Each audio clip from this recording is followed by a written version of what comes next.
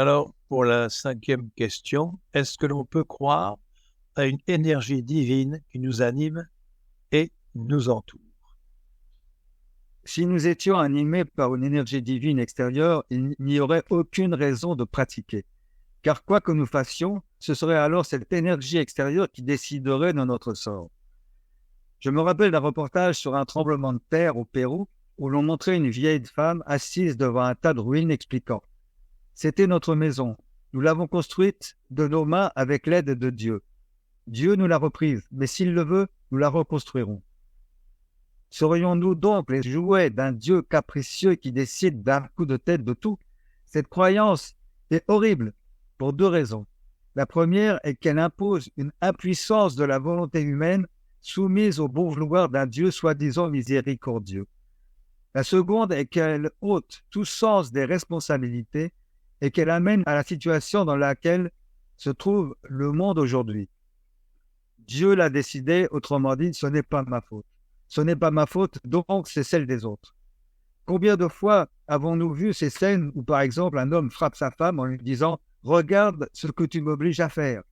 Ce processus se retrouve aussi bien dans les couples qu'à tous les niveaux de la société et au niveau international. La guerre, c'est la faute des autres. La divinité dont on parle dans l'enseignement de Nichiren Daishonin sont des fonctions du Bouddha. Elles agissent pour la protection du pratiquant du Sutra du Lotus, en tant que condition, cause extérieure, mais appelée par notre pratique, cause intérieure.